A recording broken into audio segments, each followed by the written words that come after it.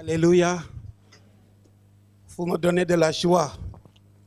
Lorsque je vois la mobilisation du premier jour, je rends grâce à Dieu de ce que nous considérons l'importance de la parole de Dieu dans notre vie pour les temps de la fin.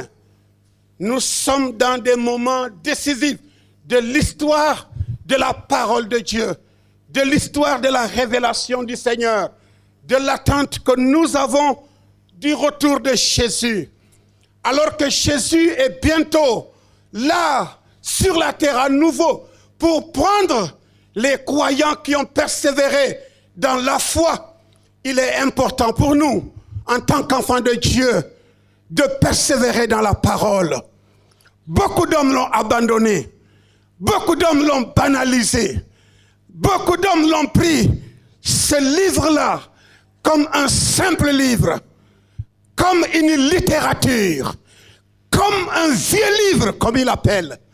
Pourtant, elle demeure la révélation de Dieu pour tous les siècles. Cette parole a créé le monde. Cette parole maintient le monde. Cette parole donne l'espérance au monde. Cette parole change la vie des hommes. Cette parole donne de la soif à ceux qui veulent voir le royaume de Dieu s'établir sur la terre. Notre église est une église fondée sur la parole de Dieu. Notre église est fondée sur la vision que nous tirons de l'évangile de Matthieu, le chapitre 24, le verset 14. Cette bonne nouvelle du royaume sera prêchée à toutes les nations pour servir de témoignage. Alors viendra la fin. Mais avant que Jésus ne vienne, nous partagerons encore cette parole. Et pendant que nous préparions cette troisième semaine spirituelle, le Seigneur nous a conduits sur le passage de Luc, le chapitre 5, le verset 5. Mais moi, j'aime vous amener dès le début du chapitre 5. Mais cette semaine, nous parlerons plus spécifiquement du chapitre 5. Alléluia. Amen. Aujourd'hui, nous parlerons de Simon qui parle au maître. Alléluia. Simon qui parle au maître. Ce sera notre message. Simon parle au maître. Luc chapitre 5, à partir du verset 1.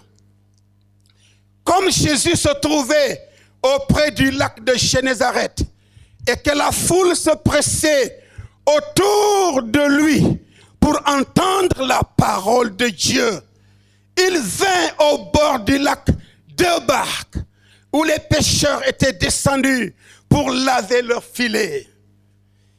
Il monta dans l'une de ces barques qui était à Simon et il le pria de s'éloigner un peu de terre.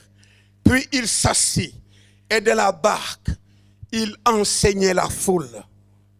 Lorsqu'il eut cessé de parler, il dit à Simon, « Avance en pleine eau et jetez vos filets pour pêcher. » Au verset 5, Simon lui répondit, « Maître, alléluia, prions le Seigneur.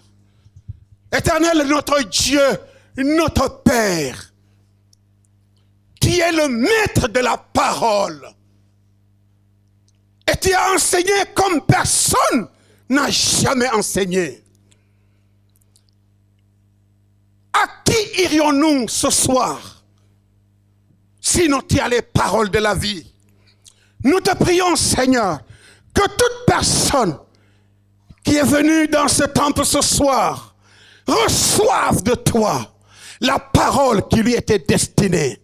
Le conseil qu'il a besoin de sa vie, la révélation profonde qui découle de toi, que le Saint-Esprit prenne toute la place. Que quand notre esprit ne puisse agir maintenant, que tous fassent silence devant le Seigneur et que le Saint-Esprit parle à l'Église. Jésus, tu es le maître ce soir. Je suis un simple instrument avec beaucoup de limites. Mais toi, tu es le maître par excellence. Enseigne à ton peuple au nom de Jésus. Amen.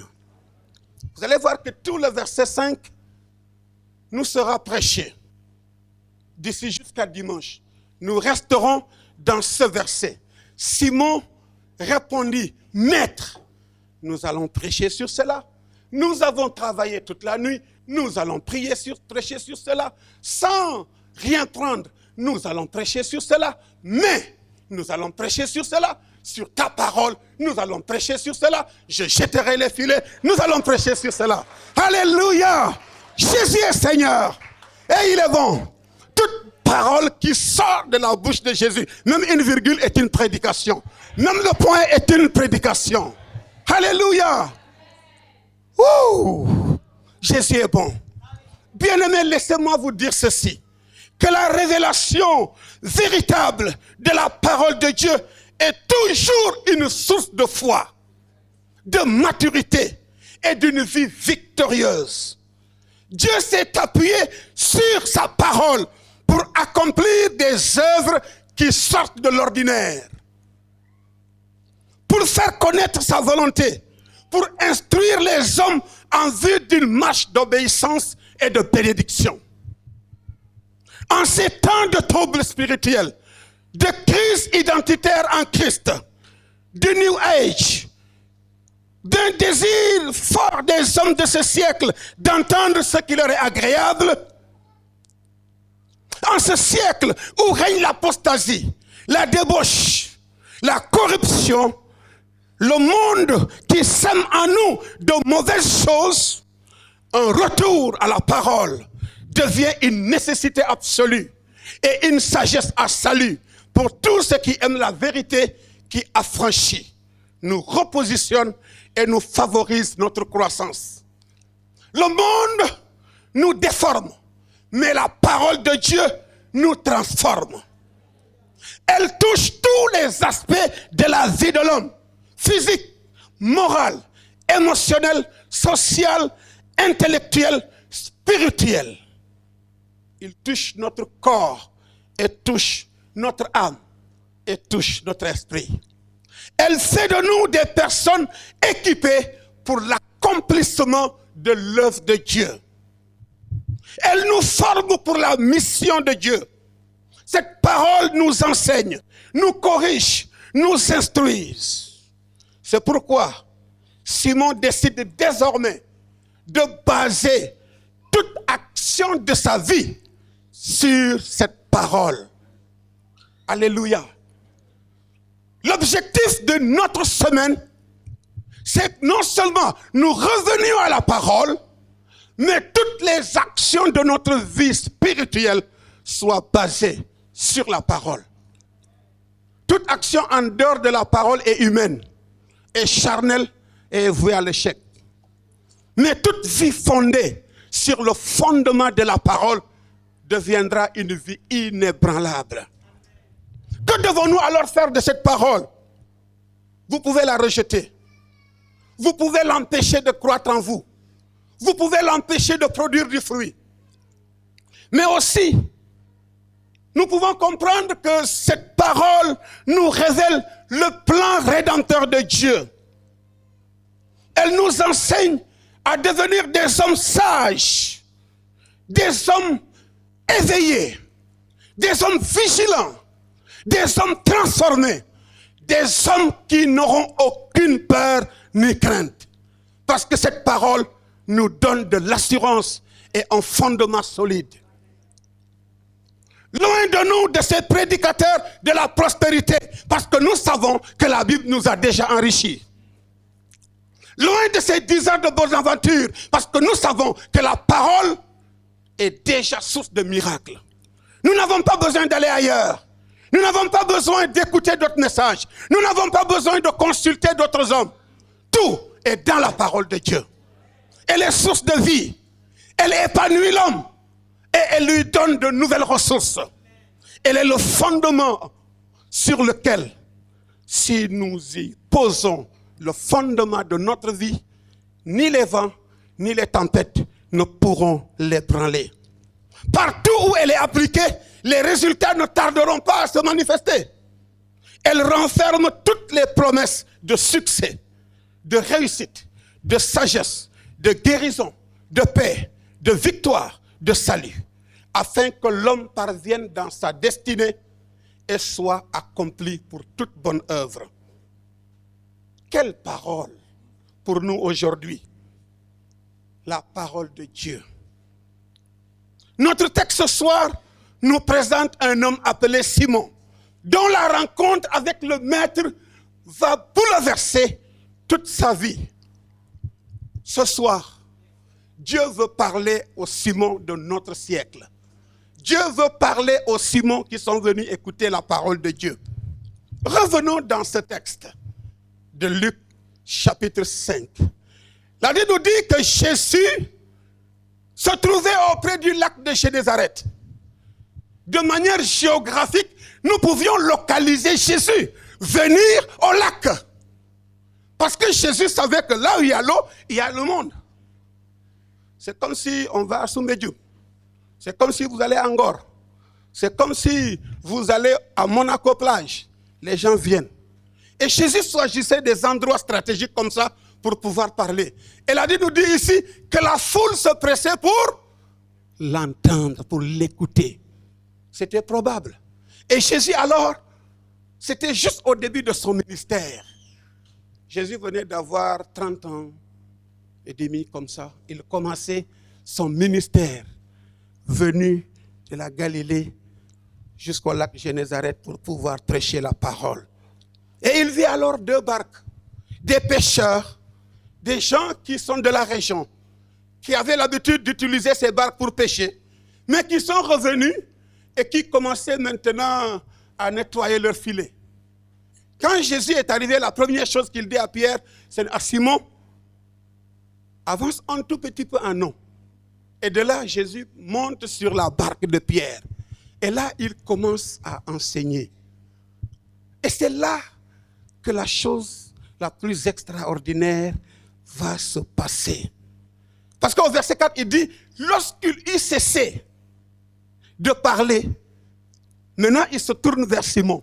C'est là ce que la Bible parle d'intenter, une rencontre extraordinaire, un instant précis. Et je suis convaincu qu'il y aura des gens ce soir qui étaient venus comme la foule, mais tout à coup, ils verront Dieu se tourner vers eux. Tout à coup, Dieu commencera à prendre conscience de leur situation. Tout à coup, Dieu se sera concerné par sa vie, parce qu'il y a quelque chose que Dieu veut transformer dans sa vie. Dieu se tourne alors vers Simon. Son nom, c'est Simon. Il a une signification, ça signifie feuille. Quelque chose qui est léger, qui peut balancer. Et son nom signifiait son caractère. Quelqu'un de changeant, quelqu'un de fragile, quelqu'un qui bougeait à tout vent. Et c'est vers cet homme faible, vers cet homme qui est la nature même de l'homme. L'homme est fragile, l'homme sans Dieu. C'est cet homme-là que nous allons voir aujourd'hui. L'homme sans Dieu, l'homme qui est lui-même. Dans ma langue sérère, on dit Okinabor. C'est-à-dire, c'est quelqu'un de simple, d'ordinaire. Peut-être que ce soir, en venant ici, tu es devenu un homme ordinaire, très simple, avec ton monde, avec tes connaissances, avec ton expérience. Et c'est Dieu qui se tourne vers toi. Jésus alors se tourne vers Simon et il lui dit, avance en pleine eau et jetez vos filets pour pêcher.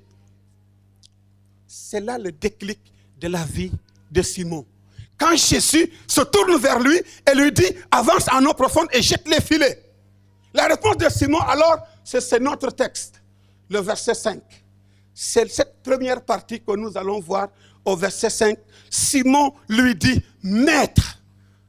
Lorsque nous lisons cela, je disais tout à l'heure que Simon, c'est feuille, hésitant, fragile, immature, homme naturel, qui n'a pas encore la révélation profonde de Christ, qui doit être discipliné, brisé, formé, homme qui a besoin d'une expérience spirituelle.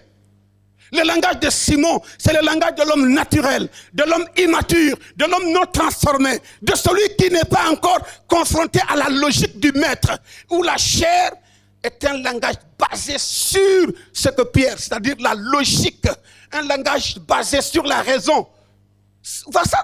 Voici cet homme qui est venu, vers qui Jésus s'est tourné, l'homme naturel, l'homme qui a des limites. C'est vers lui. C'est pourquoi quand le maître lui dit « avance en eau profonde », il dit « maître ». Est-ce qu'il ne vous arrive pas que quelqu'un qui vous dise une chose qui vous a dit « hé, toi !» Il va te dire « je veux que tu me prêtes 1 250 000 ». Hé, pasteur! C'est comme ça qu'on peut interpréter la réponse de Pierre. C'est-à-dire, Jésus lui dit une chose qui tout de suite commence à travailler dans son esprit limité. Commence à travailler dans son esprit qui n'a jamais confronté cette façon de voir la vie. Mais il a péché toute la nuit, sans rien prendre. Voici un homme qui vient de la Galilée, un homme même qu'il n'a jamais peut-être rencontré. Lui, c'est un pécheur professionnel. Il est né de père, de grand-père, d'arrière-grand-père pécheur. Il connaît les filets, il connaît la période, il connaît quand les poissons sont en gestation, il connaît quand les poissons maigrent, ils viennent quand c'est le moment favorable de la pêche. Et cet homme qui vient d'ailleurs veut lui enseigner d'aller pêcher. Ça, c'est la logique de Pierre. C'est la logique de l'homme naturel, de l'homme qui n'a pas rencontré encore Christ, de l'homme qui a sa logique, qui a son raisonnement, qui a sa vision, qui a son champ d'action, qui a son confort, qui a sa maîtrise, qui a ses talents, qui a ses capacités, qui dit qu'on ne peut pas m'enseigner ce que je connais. J'ai grandi dans ça, j'ai été nourri dans ça. Même mon père a vendu du poisson pour faire mon baptême. Et c'est toi maintenant qui viens pour m'enseigner la pêche. Il dit, maître, hey, est-ce que tu sais ce que tu dis? Est-ce que tu sais à qui tu parles? Moi, Simon, c'est à toi qui vas m'apprendre à pêcher. Hey, le maître là, il me dit que j'avance en eau profonde. Le langage de Pierre, c'est ce langage logique, le langage de la raison, le langage de la vue, de la probabilité, habitué à l'ordinaire, au normatif, à ce qui est compréhensible, à ce qui ne heurte pas, qui ne bouscule pas, qui ne casse pas. Est-ce qu'il vous arrive souvent d'être dans des choses comme ça, où vous-même, on vous dit des choses qui dépassent votre entendement? Il arrive dans la Bible, la plupart du temps, où des gens ont été bousculés dans leur compréhension. Des anges ont parlé à des hommes et ce langage les a dépassés. Je peux vous dire ce soir qu'il y a beaucoup de nos chrétiens qui demeurent encore à l'état immature. C'est des Simons qui n'ont jamais été bousculés dans leur logique, dans leur compréhension. Ils sont dans la religion, c'est des choses qu'ils comprennent. L'ABCD de la foi, l'ABCD des Écritures. Ils n'ont jamais confronté un langage comme ça. Mais Seigneur, mais toi, c'est vrai, j'ai entendu la foule qui parlait. Et tu me dis d'avancer en eau profonde. Moi, je suis formé dans ça. Simon lui dit, quel est, toi, depuis des années, ce que tu dis à Dieu? Ton langage montre souvent ton degré de relation avec Dieu. Ton langage dit déjà à quel niveau tu es avec le Seigneur. Il y a des gens, même leur prière montre leur niveau de maturité chrétienne. C'est des gens qui, quand ils prient, disent les mêmes choses il y a 10 ans. Bénis-moi, bénis mon père, bénis ma mère, bénis notre chien, bénis notre chat, bénis la souris qui entre dans notre maison, bénis les cuillères, bénis tout ce qu'on a. C'est tout ce qu'ils connaissent de la vie chrétienne. Ils savent que Jésus, c'est ton prophète, il est juif, c'est tout, et ça s'arrête là. Simon était un homme comme nous, de la même nature que nous. Un homme qui avait son travail et qui vivait de la pêche depuis des années. Je me rappelle une année, des ingénieurs agronomes étaient allés dans les villages pour enseigner aux paysans comment cultiver. Je me rappelle bien, ils étaient arrivés chez nous. Et mon papa se mettait à se moquer. Il riait. Il dit, mais regardez, ces paresseux de la ville qui ne peuvent même pas cultiver et c'est eux qui viennent nous enseigner comment cultiver. On leur disait, il faut diminuer le temps de plante, hein, il faut laisser ceci. Hein, quand vous mettez l'engrais, il faut mettre le tour. Mon papa disait, mais les gens là, c'est à des vieux comme nous qui sont nés dans l'agriculture qu'on va venir enseigner.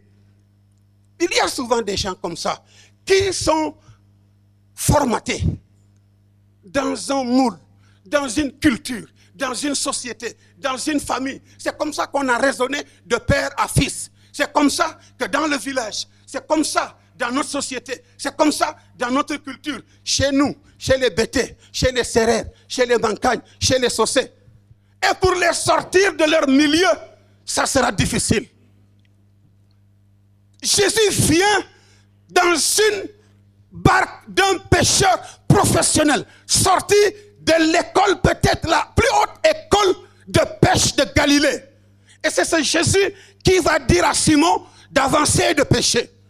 Il lui dit, Maître, oh, nous avons plusieurs fois entendu un langage comme ça. Dans l'évangile de Jean, le chapitre 11, le verset 32. La Bible nous dit que Jésus a fait 4 jours avant d'arriver chez Marie et Marthe. Une famille qui aimait le Seigneur, une famille qui était proche de Jésus. Jésus venait souvent manger les plats de Marthe, une cuisinière expérimentée. Mais, dans le domaine de sa relation avec Jésus, nous voyons que Marc s'était arrêté simplement à servir des bons plats à Jésus.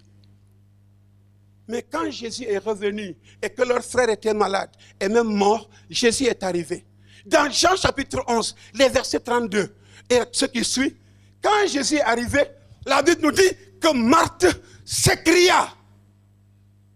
Oh!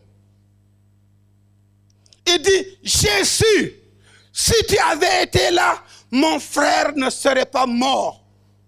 Mais il venait d'oublier que celui qui venait d'arriver, c'est le maître de la vie. C'est celui qui a le pouvoir de relever les morts. C'est celui qui a la parole quand il déclare. Il n'a pas besoin qu'il soit là, présent ou absent. Il suffit qu'il dise une parole et la chose va se passer. Mais Marthe voyait le temps qui s'est passé. Marthe voyait les 4 jours. Marthe voyait la mort. Il voyait que depuis des années, dans leur village, personne n'a jamais fait ça. Même les grands marabouts, même les grands féticheurs, même les grands docteurs, personne ne pouvait faire cela. Et alors, elle a raisonné comme Simon. Simon a dit maître, mais Marthe a dit Jésus. Si tu étais là, notre frère n'allait pas mourir. Mais parce que tu étais absent, mais est-ce que Jésus était absent? Non. On l'avait annoncé ça avant. Que, il paraît que ton ami Lazare est malade. Jésus dit non, cette maladie n'est pas pour la mort, mais pour que les œuvres de Dieu soient glorifiées. Et quand Jésus est arrivé, normalement, ce qui devait se faire, si Marc avait cette relation, si Marc avait la dimension de la pensée du maître, si Marc comprenait celui qui était entré dans leur maison, il saurait que ce n'est pas un homme, c'est Dieu. Il saurait que celui qui vient d'arriver chez eux, c'est celui qui fait des miracles, c'est celui qui ressuscite les morts. Mais il s'est empressé à dire Jésus, c'est-à-dire à le reprocher. C'est comme ce que Simon dit, quand il a dit maître, il a dit, certainement c'est un maître en riant. Peut-être c'est comme ça que riaient les Juifs. Maître. C'est-à-dire, c'est pour lui dire, toi là, est-ce que tu sais à qui tu parles quand même? Est-ce qu'il ne vous arrive pas souvent de rire comme ça? De rire de la situation? C'est comme si tu peux lui dire indirectement, mais toi aussi. Tu parles à un expert de la pêche. Pourquoi tu me dis d'avancer encore en eau et de pêcher? Moi, je viens de là-bas. Alléluia. Et Marc dit, Jésus, si tu avais été là, mon frère ne serait pas mort. Ce Simon qui dit maître là, c'est maître dans son fort intérieur, il était agité. Il était bousculé dans ses habitudes. Il était bousculé de cette façon de parler. C'est la première fois qu'on nomme le défi encore de retourner là où il était allé. Il dit, maître, alléluia. Nous voyons cet autre exemple dans Exode chapitre 14, le verset 10. La Bible nous dit que Pharaon approchait, les enfants d'Israël levèrent les yeux et voici les Égyptiens étaient en marche derrière eux. Et les enfants d'Israël eurent une grande frayeur. Et ils crièrent et dirent à Moïse. Cette fois-ci, c'est à Moïse, hein, encore. L'homme parle encore à Moïse. C'est comme si tu dis, toi là, si tu savais ce que tu nous as fait là, on sait que toi, un leader écervelé là, hein, quand tu nous faisais sortir d'Égypte, on savait que c'est ça que ça va donner. Il y a des gens souvent qui accusent comme ça Dieu. Mais moi, je savais qu'en me disant d'aller à l'église là, c'est ça que ça va produire. Et c'est ça que les enfants disaient. Ils dirent à Moïse, n'y avait-il pas de sépulcres en Égypte sans qu'il fût besoin de nous mener mourir au désert? Que nous as-tu fait en sortant d'Égypte? Ils ont vite oublié que c'était 400 ans de souffrance, 400 ans d'esclavage, 400 ans d'exploitation. Ils travaillaient sans salaire, travaillaient à mourir, mais l'homme oublie vite. Quand les difficultés arrivent, l'homme oublie vite. Ils ont oublié que Moïse les a défendus. Ils ont oublié les 10 plaies par lesquels Dieu a frappé l'Égypte. Ils ont oublié, lorsque Moïse a jeté le bâton, et le bâton a commencé à se transformer en serpent, les autres ont jeté leur bâton, le serpent de Moïse a avalé tous les autres. Ils ont oublié ça. Ils ont oublié que la nuit de Pâques, Dieu a frappé toute l'Égypte. Tous les enfants premiers-nés d'Égypte sont morts et les enfants d'Israël étaient gardés. Ils ont oublié ça. Maintenant, voici une difficulté. La mer est là, et puis les pharaons sont là, avec son armée, qui commençait à galoper. Et vous savez, l'armée de Pharaon, c'était l'une des armées les plus entraînées du monde d'alors. C'est comme les armées d'Israël d'aujourd'hui, entraînées. Et quand les chars venaient, avec la fougue de ces soldats, seule chose, attrapons-les, tuons-les. Les autres, on les retourne encore en Égypte. Ils se sont rappelés de la souffrance, mais ils ne se sont pas rappelés du Dieu de la promesse.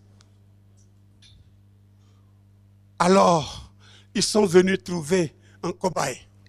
Moïse, toi là, tes révélations là, on savait que c'est ça que ça va produire. Mais qui d'autre pouvait penser le contraire? Bien-aimé, dans ta situation, pense le contraire. Ne reste pas là où tu étais. Même si tu dis maître, que ça soit réellement dans le sens biblique du terme et non dans l'interrogation intérieure qui te fait peur. Simon avait une peur et il l'a appelé d'abord par le maître. Mais en le disant maître, on le verra dans les jours à venir certainement. Mais les enfants d'Israël crièrent. Mais lorsque vous lisez l'Exode chapitre 14, à partir du verset 10, vous verrez la suite que c'est Moïse qui leur a dit que nous sortons pour aller marche avec le Dieu qui est le Dieu de la promesse. C'est ce Dieu qui est capable de les sortir de là. Alors que l'armée de Pharaon allait maintenant pour les attraper, la Bible nous dit que Dieu a ouvert la mer Rouge. Ce que Dieu dit, il va toujours l'accomplir. Lorsque nous voyons le 4e exemple de ces mêmes hommes comme Simon, c'est dans 2 Rois 7, chapitre 7, le verset 2. Il nous est parlé ici de l'officier sur la main duquel s'appuyait le roi. Il répondit à l'homme de Dieu. Il y avait une famine tellement rude que même une femme, 2 femmes se sont vues. Ils ont dit qu'aujourd'hui, on mange mon fils. Oui, c'est dans la Bible, hein, dans le 2e livre de Roi. Une famine où 2 femmes On dit aujourd'hui, on mange nous deux notre fils. Quand ça va finir, après on va cuisiner ton fils et on va manger. Vous voyez, quand l'homme est confronté à des limites, quand l'homme est confronté à des difficultés, il fait des choses terribles. Terribles. Manger ton fils ne va pas faire finir déjà la famine. Et tu auras déjà commis une infamie. Une femme avec l'amour qu'il a de son fils. Une femme qui a 9 mois qu'il a conçu son enfant. Et qui arrive maintenant à dire aujourd'hui on mange mon fils. Et demain on va manger ton fils. Mais Dieu, par la bouche du prophète, vient annoncer une parole. Dans un moment de crise sans solution, les hommes ont tout essayé, même manger les hommes. Ils ont tout essayé, mais la famine était là. Aucun espoir, toutes les portes fermées. Le prophète vient, alléluia. Bien-aimé, la parole de Dieu viendra toujours au bon moment. La parole de Dieu viendra au temps où vous ne l'attendez pas. Le moins dans votre vie, Dieu se lèvera et parlera à votre faveur. C'est ce moment-là que l'homme de Dieu, Élie, est venu leur dire. Élisée est venu leur dire, demain, à cette heure, il y aura abondamment de la nourriture. Alléluia. Alléluia. Mais la Bible nous dit que l'officier sur la main duquel s'appuyait le roi, c'est-à-dire c'était un officier qui était le garde-corps du roi.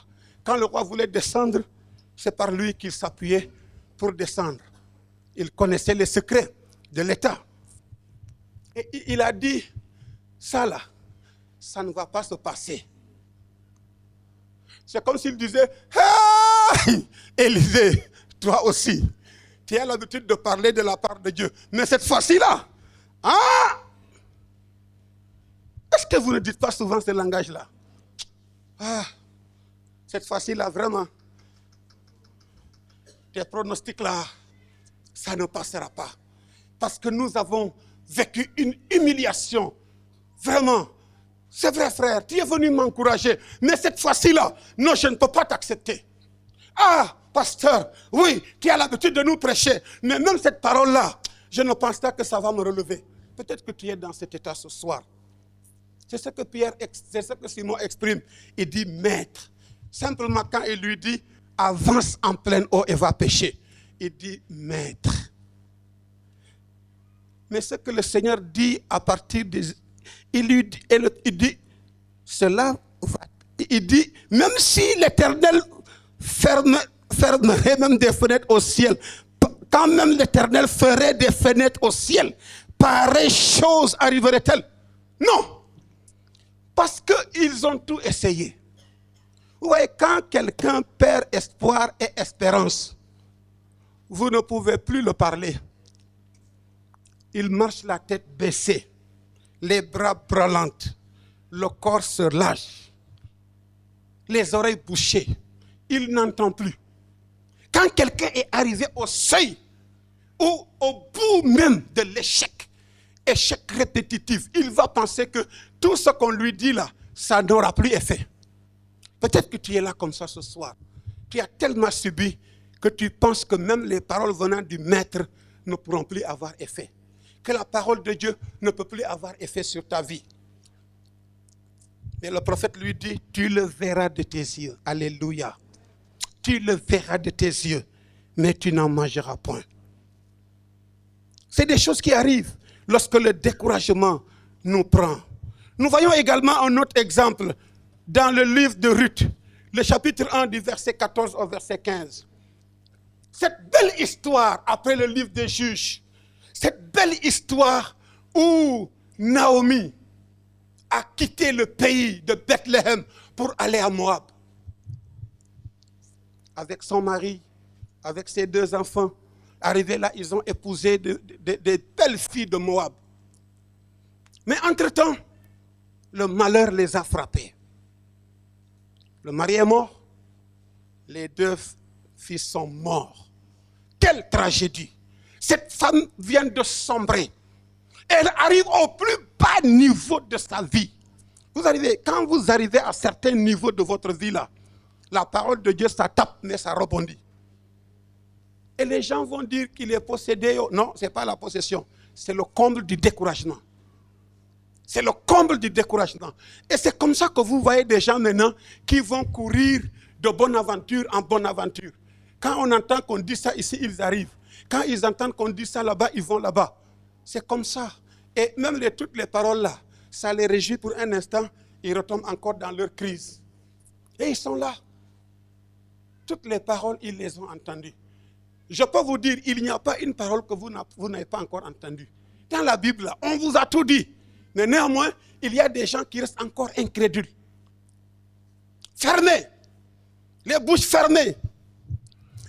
Et Naomi, par la grâce de Dieu, il y a eu ces deux belles filles qui sont là. Mais parmi les deux, il y a une.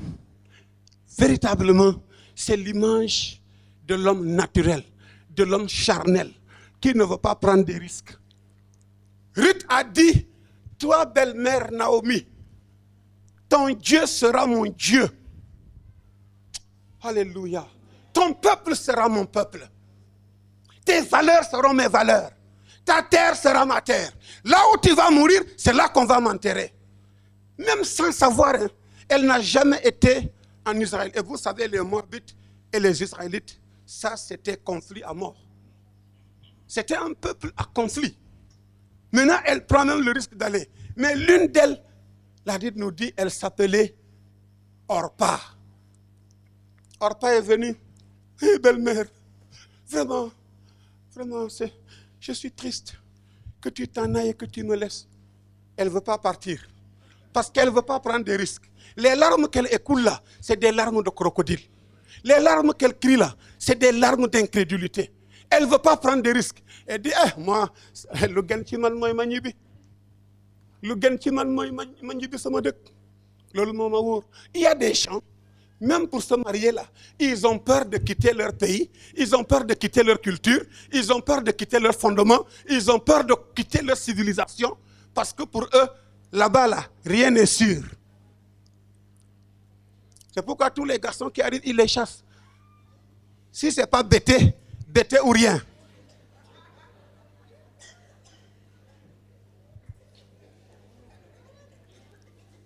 Ils ne veulent pas prendre des risques. Orpa est le genre de femmes comme ça, qui veulent se plaire à leur culture, à leur religion, à leur église. Moi là, catholique jusqu'à la mort, Jésus jusqu'à la mort, mais avec Marie jusqu'à la mort. Non, ce n'est pas question de chapelle, ce n'est pas question d'église, c'est question de relation avec Jésus. Alléluia. C'est question de relation avec Jésus. Si ton église ne t'a pas sorti des limites de ta connaissance depuis des années et tu restes le même, il y a des problèmes. C'est la parole de Dieu qui doit nous transformer de gloire en gloire, de connaissance en connaissance, de la révélation de Dieu la plus profonde. Mais il y a des gens tellement attachés. Non, moi, notre prêtre là, il va venir me chercher. Notre marabout là, il va me marabouter. Non, non. Nous devons nous détacher des choses humaines pour nous attacher aux choses de Dieu. Orpa dit, moi, vraiment, laisse-moi partir. Et vous savez comment elle s'est séparée de Naomi? Avec un baiser. Ça vous rappelle qui même? Avec Judas. C'est-à-dire, elle ne se sent pas coupable à ses yeux, mais au fond d'elle-même, elle a peur de l'aventure. Elle a peur de prendre des risques. Elle a peur de sortir de ses limites. Elle a peur de sortir de ses connaissances. Elle a peur de sortir de son environnement. Elle a peur de sortir de sa culture. Elle a peur de sortir loin de ses amis. Parce qu'à Moab, elle pouvait aller toujours chez sa famille. Papa, tu sais, Elimelech m'a tapé aujourd'hui. Et la maman va venir. Vous connaissez les belles-mères. Hein? Moi, je ne t'ai pas donné ma fille pour que tu la tapes. Hein? Celle-là, là, c'est mon or. Vous les belles-mères, là, laissez vos filles se marier. Alléluia. elle est partie et elle est complètement oubliée. À part cette fois-là, c'est la dernière fois où on parlera d'Orpa dans la Bible. Si à cause de ta culture, à cause de ton pays, à cause de ta famille, à cause de ton père, à cause de ton pasteur, tu ne veux pas rentrer en connexion avec Dieu, ton nom sera effacé du livre de vie. C'est Jésus qui est celui-là qui écrit notre nom, pas notre pasteur, pas notre église, pas notre paroisse, pas notre cellule, pas notre père, pas notre mère, pas notre nom, mais le nom de Jésus qui est au-dessus de tout nom, afin qu'au nom de Jésus, tout genou fléchisse et toute langue confesse que Jésus est Seigneur. Alléluia. Nous ne prêchons pas un autre évangile qui n'est pas Jésus-Christ. Jésus est le centre de l'évangile. Jésus est la force de l'évangile. Jésus est la réalité de l'évangile. Jésus est le message de l'évangile. C'est Jésus qui donne la vie. C'est Jésus qui pardonne les péchés. C'est Jésus qui guérit, qui sauve, qui baptise du Saint-Esprit. C'est Jésus qui est monté au ciel. C'est Jésus qui reviendra. C'est ce Jésus que nous devons prêcher. Pas autre chose. Tout ce que nous y ajoutons, c'est une chose ajoutée dans la parole de Dieu. La Bible est suffisante par elle-même. Elle n'a pas besoin d'autres révélations. Elle est déjà complète. Et c'est la même parole. Dans Nombre chapitre 13, verset 28, nous trouvons l'histoire des 10 espions. C'était 10 hommes qui étaient choisis dans leur tribu et qui devaient aller explorer le pays. Parce qu'en ce moment, Israël était prêt d'entrer dans le pays promis. Ils ont envoyé des hommes. C'est comme si ici à l'église, on choisit les anciens, les diacres. Ancien Crépin, ancien Daniel, ancien Bambara, diacre Gorebi, etc. Et puis, on leur a dit que, bon, à Nyakourab, nous voulons commencer une église. Nyakourab, c'est juste vers le lac Rose. Et maintenant, on les envoie pour aller faire explorer le pays. Ils sont partis. Et puis, ils nous ont amené de grosses mangues et des poulets. Parce que dans cette zone-là, il y a ça. Hein. Et puis, un dimanche, maintenant, ils sont venus au culte. Ils sont assis là. Maintenant, je viens, je dis, bon, nous allons écouter maintenant nos espions. Et puis, ils arrivent avec des grosses mangues. Des mangues même qui font 30 kilos. Une seule mangue. Vraiment des fruits qui sortent de l'ordinaire. Et puis on dit, nous vous écoutons. Il dit, pasteur, vous voyez les fruits, hein, les mangues là. Oh non, mais une seule personne de nous-mêmes mange une mangue 2 jours. Et puis, bon, l'ancien Bambara va venir. Pasteur, vraiment là-bas là, c'est très bon. La verdure et tout. Mais tout à coup, je vois Jack Gorebi venir. Je dis, oh, il va gâter la cérémonie. Il va venir, pasteur, attention. Il faut calculer. Parce que moi, là, les gens que j'ai vus, là, ils sont très grands. C'est sûr que toi, pasteur, si tu vas là-bas, là, ils vont te prendre. Tu ne vas pas revenir. Il va décrier la chose tellement. Est-ce qu'il n'y a pas des gens comme ça que tu côtoies? Chaque fois que tu as de bonnes initiatives, tu vas vers eux. Bon, mon frère ou ma soeur, je suis venu te demander un conseil. Tu sais, j'ai trouvé un bon mari. Hein?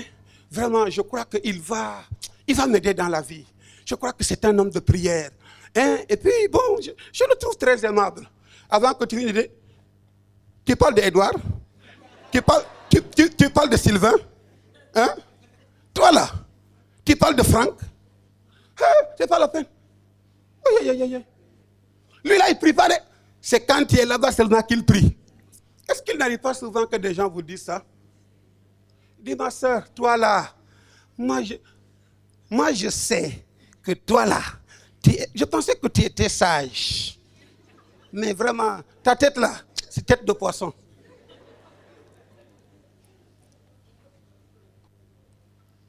Il y a des gens qui ont toujours de quoi dire.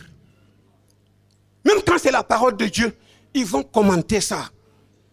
Hey frère, est-ce que tu es sûr que ça c'est la parole de Dieu? Ou bien tu vas venir, hier là, le Seigneur m'a donné une révélation. Ah bon? Dis rapidement. Tu dis, j'ai vu que pendant la semaine spirituelle, j'ai vu des langues de feu descendre sur l'église. Hey ma soeur, le feu! Le feu! Ça c'est le jugement, hein? Il y a des gens, ils sont toujours comme ça. Ils trouvent toujours le mauvais côté. Parce que c'est l'éducation. C'est ce qu'ils connaissent. Ils ne sont jamais sortis de leurs limites. Cette semaine, je nous invite à dépasser le simple fait de savoir que Jésus est un maître. Maître. Nous avons cela dans Jean chapitre 5. Jésus, après avoir prêché à la foule, il a dit, donnez-les à manger. Et dès qu'ils ont dit, à manger, mais où est-ce qu'on va trouver tout ce pain-là? Est-ce que vous vous rendez compte? C'est Jésus qui parlait. Ils ont oublié que c'est lui-même, que c'est Jésus qui parle. Hein?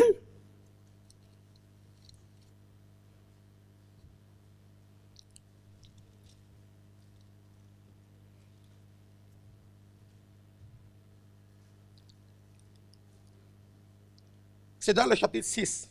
Jean chapitre 6. Au verset 5, il dit, ayant levé les yeux et voyant qu'une grande foule venait à lui, Philippe dit à Jésus, où achèterons-nous des pains pour ces gens et à manger? Il disait cela pour éprouver, car il savait ce qu'il allait faire.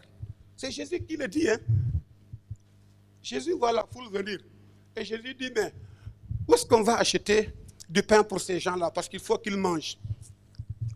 Si c'est dans notre église là, Gorebi va venir vers l'ancien Bambara. Il dit, ancien, ça là, je crois qu'il faut un conseil. Jeudi prochain, on va en parler. Hein? Ça là, comment on va nourrir les gens là? Et ils ne savent pas que c'est Jésus qui parle. Hein? C'est le langage de Simon. Avance en eau profonde et pêche. Il dit, maître, ramenez-moi le texte. On est sur l'étude de la parole. Amenez-moi le texte. Vous allez voir qu'après maître, là, il y a une virgule. Hein? Vous avez vu ça? Maître. Et puis c'est une pause. Hein? Ça veut dire qu'il y a quelque chose qui résonnait dans la tête de Simon. Oui, tu es le maître. Oui, tu enseignes des lois. J'ai entendu même tes paroles, ce que tu vas faire. Mais pour ce cas-ci là, hein? Là tu t'es trompé, nak maître. Dega Yesu denga djum. Denga djum de, ça dit tu t'es trompé. Maître. Il s'arrête. Et c'est ce qui s'est passé ici dans Jean. Maintenant Philippe lui répondit. C'est Philippe qui parle. Hein? Il dit les pains qu'on aurait pu pour ces ça, il faut 200 deniers ne suffirait pas pour que chacun en reçût un peu. Et un de ces Simon, des frères de Simon Pierre, lui dit, c'est André. C'est pas Simon, hein. On a passé ici le nom du frère de Simon, mais pas Simon. Simon était ici, là, ce cas-là maintenant. Mais Simon n'a pas bronché. Est-ce que tu es là ce soir? Et dans tous les cas, c'est toi qui réponds toujours par une interrogation. Dieu dit que tu vas avoir un enfant. Il dit, eh, j'ai combien d'années? Vous voyez d'abord le raisonnement. Ah, j'ai combien d'années? Cette année, tu auras une promotion, tu seras nommé directeur général. Ah, et le maître, et le PDG qui est là. Ah?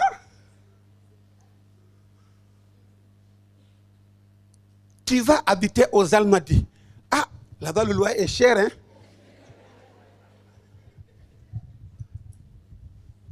Tu vas aller aux États-Unis. Ah, les demandes de visa aux États-Unis, c'est difficile, hein? C'est ça le langage de Simon. C'est le langage de l'homme immature. C'est le langage de l'homme qui n'est pas encore en profondeur avec Dieu. C'est un langage limité. C'est un langage qui respecte ce qui est déjà fait. Il se suffit à ce qui est déjà fait, à ce qui est là, à ce qu'il connaît d'ordinaire. Ce qui ne pose pas des questions. ceux qui respectent les lois, les principes des hommes. C'est un langage qui doit se faire ainsi. C'est comme ça qu'on fait chez nous. C'est ce qui se fait toujours. C'est ce qui a été fait. Et c'est ce qui est fait. C'est un langage habituel. Un langage traditionnel. Un langage qui ne dépasse pas les bornes. Un langage qui n'innove pas, qui ne révolutionne pas. Un langage qui respecte les normes, qui ne paye pas le prix, qui se suffit comme ça, qui est sage à ses propres yeux. On va faire ça. Oui, mais tu sais, il faut faire attention parce que ça. Est-ce que tu es comme ça ce soir? Ce qui a été fait, ce qui est fait, ce qui est déjà fait, ce qui se fait. Ce que tu connais, ce que tu connaissais et ce que tu sais que c'est ça qui te donne la sécurité. Tu ne veux pas payer le prix. Tu ne veux pas t'engager. Tu hésites. Tu ne considères pas celui qui te dit cela. Mais quelque chose va déclencher la mémoire de Pierre. Il a dit, nous avons péché toute la nuit, sans rien prendre. C'est ça qu'il a dit au maître. C'est-à-dire, c'est à ça qu'il a toujours buté dans son esprit. C'est ça qui fait qu'il a du mal à entreprendre encore. C'est son échec qui lui fait peur. Il a peur d'échouer encore. Il a peur d'avancer encore. Il a peur d'entreprendre encore. Il a peur de reprendre les filets. Il a peur d'aller et de revenir bredouille. Il a peur d'essuyer encore le même revers. Il a peur des mêmes critiques. Il a peur du même regard. Il a peur de ce qu'on en dira, de ce que diront les autres. Comment il sera vu, comment il sera apprécié. Et si ça ne marche pas? Mais pourquoi tu ne dis pas, et si ça marchait? Alléluia. Et si ça marchait? Ce qui va déclencher le déclic dans la vie de Pierre, Simon, c'est cette matinée radieuse, quand le maître est venu, quelqu'un l'a dit ici, pour rendre caduque la nuit sans rien prendre. Jésus est venu le matin, alors qu'il lavait maintenant les filets. Parce qu'il a dit toute la nuit, ça veut dire que c'est le lendemain qu'ils sont atterris. Mais c'est le même matin-là que Jésus est arrivé. Le matin du grand changement. Le matin du renversement des situations. Le matin des grands recommencements avec Dieu. Le matin du chant nouveau. Le matin du soleil qui se lève, dont les rayons vont éclairer ta vie. Jésus est le soleil levant. Et il est venu sur le rivage de Simon. Alléluia. Jésus viendra sur ton rivage. Là où tu es encore résolu que la nuit d'hier n'avait pas porté conseil. Mais lui, il vient pour un changement complet. Il vient pour une nouvelle histoire et une nouvelle saison. Il vient pour un nouveau rendement. Je ne veux pas anticiper les prochaines prédications. Ce qui maîtrise toutes les lois et tous les principes qui dirigent le monde, c'est le maître. Alléluia. Il a les lois que les hommes ne connaissent pas. Si vous vous arrêtez au Pythagore, au Archimède, vous êtes limité par les hommes. Jésus, c'est celui qui enseigne les lois divines. C'est celui qui a le temps et les circonstances qui fait tourner la montre que personne n'a vu son aiguille. Pourtant, la terre tourne par la main de notre maître. Il n'est allé dans aucune université, même pas à Harvard.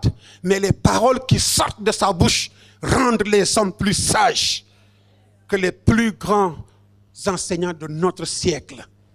Jésus, c'est le maître par excellence. Il est maître en médecine. Il est maître en économie. Il est maître en business. Il est maître en entrepreneuriat. Il est maître en psychologie. Il est maître en théologie. Quand il parle, sa parole transforme les vies. C'est lui qui est venu vers Simon, l'homme de la situation. Alléluia. Hey, que Jésus vienne dans ma famille. Je prie, Seigneur, cette saison, viens dans ma famille. Viens dans ma famille. Viens dans ma famille. Au nom de Jésus. Alléluia. c'est ce maître qui parle à Simon. Il maîtrise tous les principes. C'est pourquoi c'est un langage qui va dépasser le langage de Simon. Car le langage de Simon était un langage limité, charnel, contraire à celui de l'esprit. Son langage ne peut pas concevoir, son langage ne peut pas transpercer le mystère de la foi. Qui n'accepte pas facilement de nouvelles méthodes et qui ne prend pas de risques. Ce langage doit être opposé à celui qui hérite des promesses de Dieu. Hébreux chapitre 11, le verset 3 nous dit, c'est par la foi que nous reconnaissons que le monde a été formé par la parole de Dieu, en sorte que ce qu'on voit n'a pas été de choses visibles. Alléluia. La foi voit l'invisible. La foi voit l'impossible. La foi voit ce qui n'est pas encore à l'existence, mais qui existe dans l'invisible de Dieu. Les gens ont reproché cela au pasteur Yonggi Cho, la visualisation. Dans son livre La 4e dimension, il a parlé de l'expérience d'une femme qui avait fait un accident et ses intestins étaient coupés. Tous ses membres broyés et elle était à l'hôpital. Et Yonggi Cho, pour ceux qui ne connaissent pas son histoire, c'est un pasteur coréen. Pendant qu'il exerçait réellement le ministère, je veux dire, parce que vers la fin de sa vie, vers ses dernières années, il avait un peu de difficultés. Mais vraiment, quand il écrivait ce livre de la 4e dimension, il était lui-même malade de la tuberculose au stade terminal. Et sur son lit d'hôpital, une jeune fille est venue faire l'évangélisation. Et cette jeune fille s'est agenouillée sur le lit de Yonggi Cho et a prié. Le Seigneur l'a guéri complètement. Et il a commencé à prêcher l'évangile. Et quand il a écrit la 4e dimension, il raconte cette femme qui a été dans un accident, les intestins et tout était coupé. Les gens disaient qu'il n'y avait pas encore possibilité de vie. Et il est arrivé sur le lit de cette jeune dame. Et il lui a dit, essaie de recréer dans ta vie. Essaie de voir toi-même quand tu te sens guéri et que tu es déjà même avec un chapeau bien habillé et tu es en train de faire maintenant le marché, le shopping. Il dit quand tu vas réaliser ça dans ton esprit, c'est en ce moment que je vais prier. Et cette dame, il a dit de se concentrer et d'arriver à réaliser cette image dans son esprit. Quand cette dame est arrivée, elle dit oui, je me vois en train de faire le marché. Elle a commencé à prier, demander au Seigneur de mettre tout sur place. Et en l'instant, cette femme a été complètement guérie. Alléluia. Bien-aimés, je peux vous dire que notre Dieu a la capacité de regrouper les membres coupés. Il a la possibilité de rassembler les pièces du puzzle de ta vie qui sont dispersées.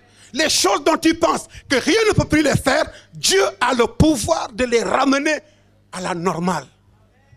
Et c'est ce langage que nous devons opposer véritablement au langage des Simons, au langage des hommes charnels.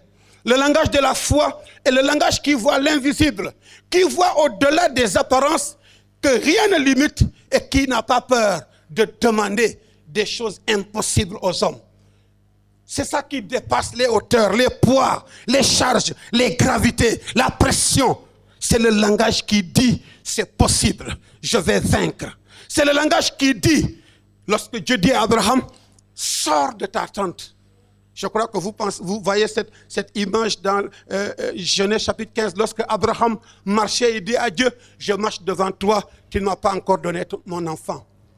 Le Seigneur lui dit, marche devant ma face et sois intègre. Il dit, oui, mais Eliezer, c'est celui-là qui sera vraiment mon héritier. La Bible nous dit que Dieu prit Abraham et le sortit de sa tente. Il lui montra le ciel. Il lui dit, regarde les étoiles. Si tu peux les compter, telle sera ta descendance. Bien-aimé, peut-être que tu parles comme Abraham, que je marche, je n'ai pas ceci. Je n'ai pas encore réalisé ceci. Je ne suis pas encore arrivé à là. On ne m'a pas encore fait ceci. Mais Dieu va te sortir de ta tente. Parce que la tente, c'est le lieu de l'emprisonnement. C'est le lieu qui te limite. C'est le lieu qui t'empêche de voir la hauteur. Qui te bloque pour que tu ne vois pas la connexion avec Dieu. Dieu va te sortir de là. Et il te dit, regarde le ciel. Quelqu'un qui regarde le ciel verra l'immensité de Dieu. Verra la grandeur de Dieu. Verra la puissance de Dieu. Verra la capacité créatrice de Dieu. Il a dit seulement que le firmament existe. Et le firmament se met sur place. Dieu dit à Abraham, regarde, je suis celui qui a créé cette immensité.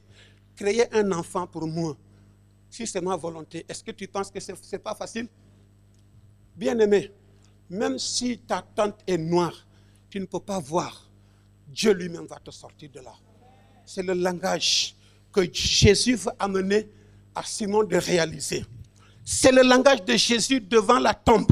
Quand Marthe l'a dit, « Hey Jésus, toi aussi, hein, si tu étais là, notre frère n'allait pas mourir. » Il accuse déjà Jésus. Jésus lui dit, « Ok, on y va, au tombeau. » Peut-être que même quand Jésus a dit, « On va au tombeau », Marthe est tombée certainement. Il dit, « Jésus, encore. Tu me dis encore au tombeau. Mais là-bas, là, c'est un cadavre. » Jésus dit, hey, allons. Et puis certainement, elle suivait. On va voir. De toute façon, Jésus, là, il ne sait pas que notre frère est mort. Quand il verra maintenant la tombe, là, il saura maintenant qu'enfin, Lazare est mort. Et puis ils sont partis. Maintenant, Jésus dit, vous l'avez mis où? Ah, tu n'as pas vu? Ici, là, la tombe est là. Jésus dit, maintenant, ôtez la pierre. Hey, ça sent. Et est-ce que par hasard, tu n'es pas enrhumé? Mais ça, c'est une tombe, ça sent. Jésus dit, ôtez la pierre. Alléluia. Peut-être que tu es aussi dans ce langage de Marthe. Jusque-là, tu ne sais pas que le Dieu que tu viens chercher à l'église, là, c'est Jésus. Non, tu penses que tu viens seulement au temple des nations. Si tu penses que c'est ça, là, bon, on va te décorer l'assistant le plus régulier. Mais qui n'a rien. Quand ils ont ouvert la tombe, la tombe ne sentait plus. Alléluia. C'est la dernière fois que Marthe dira que ça sent. C'est fini. La tombe ne sentira plus jamais. Parce que Jésus a envoyé l'odeur de vie dans cette tombe. Et ça a changé l'atmosphère de la tombe. Ça a changé l'environnement de la tombe. Ça a coupé les liens de la mort. Ça a déchargé la charge qui a amené la vie dans Lazare. Jésus dit, Lazare sort. Et Lazare est sorti. Marthe certainement a dit, waouh. Enfin, je crois que tu es le maître. Quand l'ange est venu vers Marie, Marie avait le langage de Simon. Aujourd'hui, on a idéalisé Marie, mais elle avait le langage de Simon. Luc 1,35, quand l'ange est venu lui dire, tu vas enfanter d'un enfant. Oui, je suis vierge. Je ne connais pas d'homme. Il ne savait pas que Dieu, là, il a créé Adam et Ève sans rapport. Hein? Alléluia. Hey Dieu, il est puissant. Ce qu'il fait, personne ne peut le faire. Il a créé un homme, il n'y a même pas de rapport. Et il est venu à l'existence. Pourquoi Marie dit maintenant, je ne connais point d'homme? Est-ce que ça c'est étonnant? La puissance du Saint-Esprit viendra sur toi. Et le Saint-Enfant qui naîtra de toi sera appelé le Fils du Très-Haut. Ça, c'est la réponse de Dieu à Marie, de l'ange à Marie. Peut-être que tu es comme Marie. Comment cela va-t-il se faire? Pasteur, toi, tu ne connais pas ma situation. Tu prêcherais parce que tu aimes prêcher. Mais tu ne connais pas ma situation. Moi, là, on m'a amené partout. Mon cas est différent. Mon cas, là, c'est ce qu'on appelle gâté. C'est gâté. C'est comme ça que Gorebi nous dit en réunion, c'est gâté. Gorebi, laisse-nous. C'est gâté. Peut-être que ce soir, tu es venu d'ailleurs. et tu es dans un cas gâté. Tu es dans une nuit sans rien prendre. Et tu contestes le maître qui te dit d'aller encore. Tu as été humilié une fois, 2 fois, 3 fois. Tu dis, hey, pasteur, moi je préfère mourir. Voilà, mon nom là, on ne va pas encore gâter ça. Tu sais, chez nous, les Ndour là, tu nous offenses une seule fois. C'est parce que je suis venu à l'église. Mais si ce n'était pas ça, il va savoir de quel bois je me chauffe. Quel est le bois avec lequel tu te chauffes? Jésus va éteindre ce bois-là ce soir. Et il va te chauffer par le Saint-Esprit. Il va te chauffer par la parole. Alléluia. Jésus est Seigneur. Je vais terminer. Le temps file. Jésus était dans la tempête avec les disciples. Et tu vois, Simon, hein, c'était les professionnels de la pêche. Mais cette nuit-là, hein, jamais la mer ne s'est démontée comme cela. Je vous avais raconté ici, je connais l'expérience de la mer. La première fois, j'allais à Foundiougne, j'ai pris la barque. Arrivé au milieu, là, l'eau rentrait dans les barques. J'ai dit, voilà, ça c'est ma première fois et ça sera ma dernière fois. Ça faisait 20. Je prends comme ça pour équilibrer la barque. On me dit, hey, Et je suis là.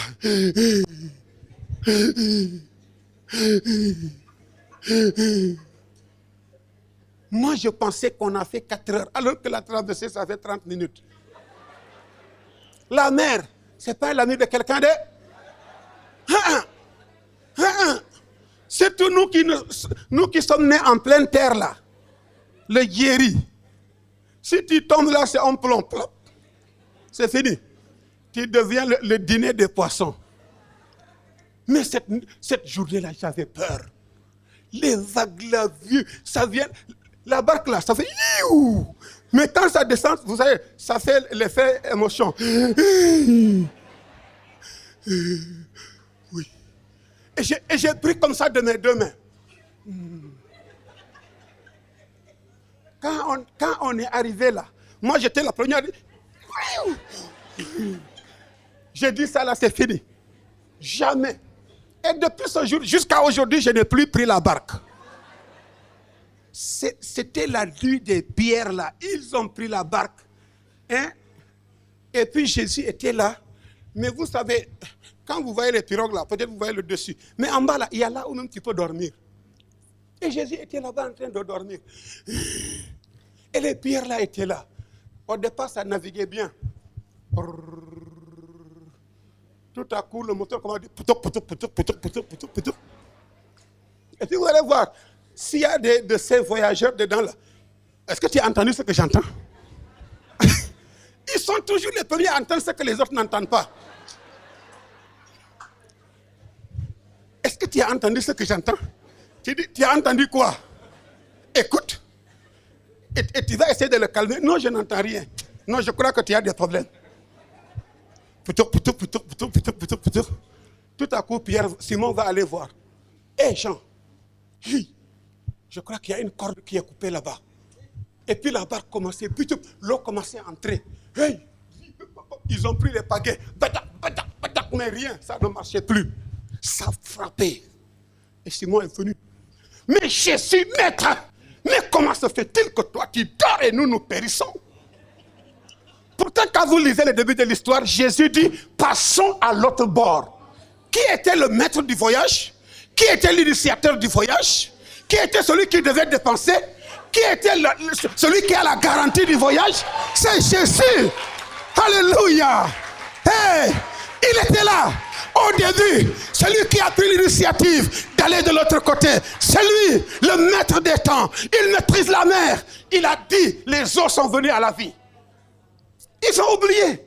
Maître, nous périssons. Et puis Jésus, si c'est quelqu'un de nous, il va dire, hey, c'est quoi? Non. Jésus a dit, je comprends. Et puis il est venu, plein d'autorité, notre maître. Rien ne l'ébranle. C'est pourquoi j'aime Jésus. Il n'y a rien. Même quand votre vie est en train d'être un cas critique là, il est calme. Il vient seulement, il regarde l'eau, il regarde la mer, il regarde les vagues. Arrêtez. Vous savez qui est là dedans? c'est le maître. Elle a dit la mer et les vents.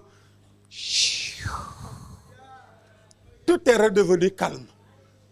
Oh Seigneur, aide-nous à dépasser nos peurs, à dépasser nos limites, notre langage limité, notre compréhension lente. Nous sommes parfois lents à comprendre que celui dans la barque dans laquelle on est embarqué, il est là, Jésus. Élie arrive devant la veuve de Sarepta. Puis il lui dit, tu fais quoi ici? Bon, tu sais, moi je suis une veuve. Mon mari est décédé, je suis avec mon enfant. Toutes nos économies sont finies. Je suis venu ramasser 2 morceaux de bois. J'ai un peu de farine, j'ai un peu d'huile. Je vais préparer, je mange, et mon fils va manger, et puis après nous allons, c'est fini. On va finir. Le prophète lui dit, quand tu rentres, tu prépares d'abord pour moi. Quand j'aurai fini de manger, tu vas préparer pour ton fils. Hey, ça ne rentre pas dans le langage de veuve. Il dit, mais moi je trouve que cet homme-là, s'il était prophète, il aurait au moins eu la pitié d'une veuve. Hein? Au lieu, mais lui là, il n'a pas de cœur. Au lieu de nous donner nous-mêmes à manger, il va prendre ce que même nous, on va manger. Est-ce que ça, c'est prophète? En Côte d'Ivoire, nous, on n'a pas l'habitude d'avoir des prophètes comme ça. Les prophètes de chez nous, au moins, ils nous donnent. Il dit, madame, j'ai dit, si tu rentres, tu prépares à manger pour moi d'abord. Mais vous savez comment Élie est venu là? Élie était d'abord près du torrent de Kérit. Il y avait de l'abondance de l'eau. Ensuite, des taureaux venaient lui donner du sandwich tous les jours. Du pain, du steak, du pain, et puis de la nourriture. Non, mais vraiment, le prophète là aussi aime bien la vie. Mais vous savez, avec Dieu, il y a toujours un temps d'abondance, mais il y a des temps d'épreuve. Ne pensez pas que quand des choses arrivent, c'est que ça ne devait pas arriver. Il y a des choses, quand des choses arrivent dans leur vie, là, ils maudissent Dieu. Et Dieu, pourquoi tu me prives de ça? Pourquoi ça? Pourquoi ça? Dieu, là, on ne discute pas avec lui, on obéit. Et elle est venue à la maison, elle a dit, bon, comme c'est le prophète qui m'a dit, je vais faire. Et puis elle va prendre maintenant son pot.